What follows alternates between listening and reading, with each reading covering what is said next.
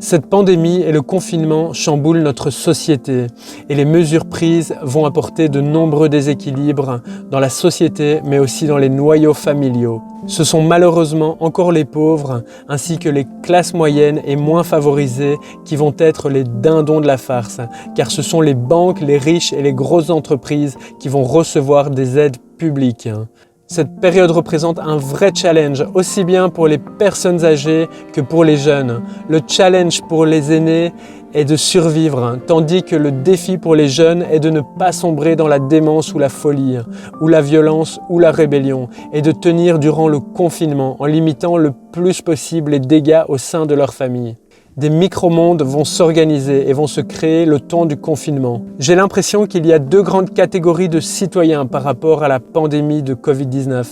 Il y a d'un côté ceux qui sont assez indifférents et détendus et qui se déconnectent carrément des réseaux sociaux et ne regardent pas l'actualité. Et puis il y a ceux qui restent informés et qui émettent des avis.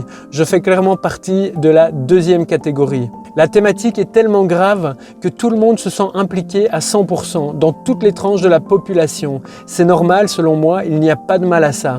Les conséquences de cette pandémie nous touchent tous sans exception, donc c'est logique que tout le monde ait un mot à dire là-dessus. Après, tous les avis ne sont pas pertinents bien sûr.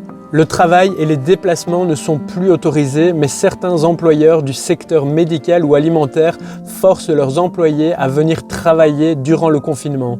Certains même leur font signer une décharge si jamais les employés venaient à attraper le Covid-19 durant leur temps de travail. On peut un petit peu se demander si c'est très éthique tout ça. Durant le confinement, les grands-parents, les nounous ne sont pas disponibles. Cela crée un vrai problème, un casse-tête et des tensions dans les familles. Dans la continuité de cela, je pensais au début de la pandémie que celle-ci engendrerait un baby-boom. Mais je crois maintenant qu'il y aura au contraire plus de divorces et de violences conjugales. Je peux prédire un grand nombre de suicides également, de séparations et de personnes qui sombreront dans la dépression ou la folie pendant et après le confinement.